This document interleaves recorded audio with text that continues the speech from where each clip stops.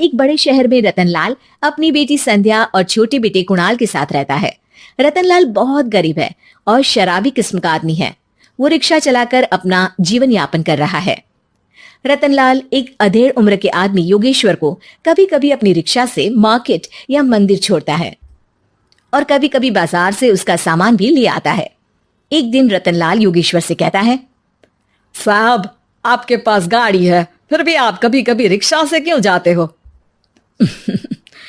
इन शहर की गलियों को आराम से देखना मुझे बहुत पसंद है। ठीक है साहब, मैं चलता हूँ, कल फिर आऊंगा। अरे रतनलाल, रुको तो। मैंने सुना है कि तुम अपनी बेटी को कुछ पैसों के बदले किसी को दे रहे हो। अभी किसी को बेचे नहीं तो क्या करे साहब।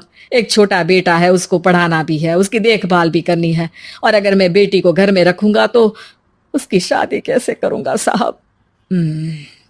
तुमको कितने पैसे मिल रहे हैं? अब 50,000 साहब। देखो, मैं तुमको पूरे 20 लाख रुपए देता हूँ। तुम अपनी बेटी संध्या को मुझे दे दो। हैं? अब 20 लाख? धन्यवाद साहब, धन्यवाद। मैं कल ही उसे आपके पास छोड़ जाऊंगा साहब।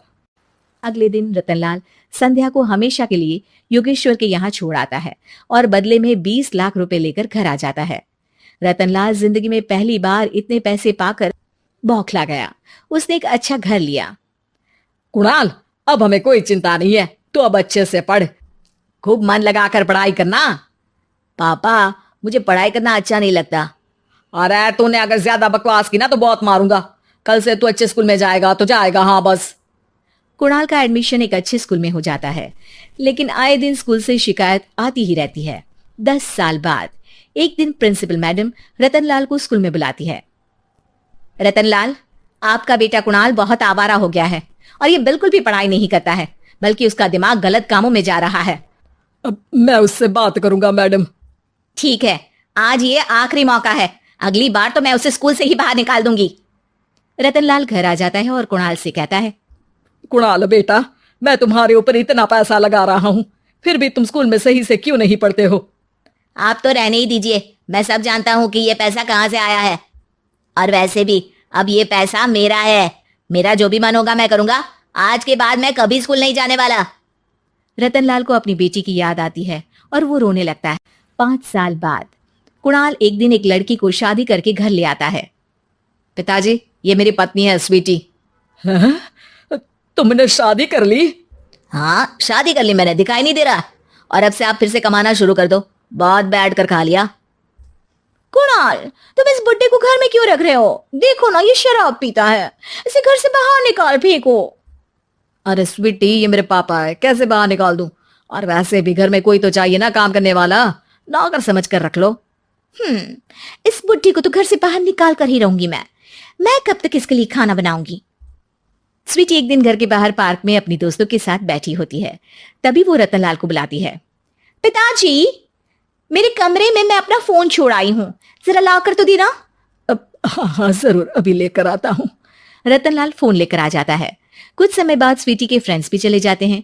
स्वीटी अंदर आकर शोर मचाती है, चोर चोर। कहाँ है चोर? मुझे तो यहाँ कुछ नहीं दिख रहा। अरे ये अलमारी खुली पड़ी है, जरूर किसी चोर ने ही खोली होगी। अरे कौन आया था यहाँ? यहाँ तो पिताजी आए थे बस। अरे बहू, मैं चोर नहीं हूँ। मुझे तो आप पर अब बिल्कुल भी विश्वास नहीं है पिताजी, क्योंकि जब आप पैसे के लिए दीदी को बेच सकते हो तो आप चोरी भी तो कर ही सकते हो। अरे लेकिन वो सब तो मैंने तेरे भले के लिए किया था ना। मैं तो कहती हूँ कि हमें इनकी कमरे की तलाशी लेनी चाहिए। तुम बिल्कुल सही कह रही हो, चलो। स्वीटी और कुणाल दोनों रतनलाल के कमरे की तलाशी लेते हैं और उन्हें वहां स्वीटी की ज्वेलरी और पैसे मिल जाते हैं। मैं तो पहले ही जानता था कि चोर आप ही हो। निकल जाओ मेरे घर से और दोबारा अपनी शक्ल मत दिखाना। रतनलाल आंखों में आंसू लिए घर से निकल जाता है। स्वीटी मन ही मन सोचती है, आज तो मेरी प्लानिंग सफल हो गई।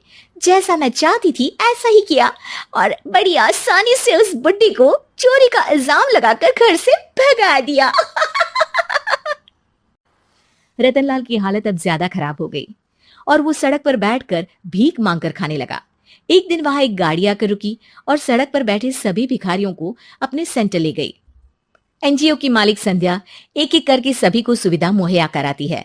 तभी उसकी नजर रतनलाल पर पड़ती है। पिताजी? संध्या, तू? पिताजी, आपकी ये हालत कैसे हुई?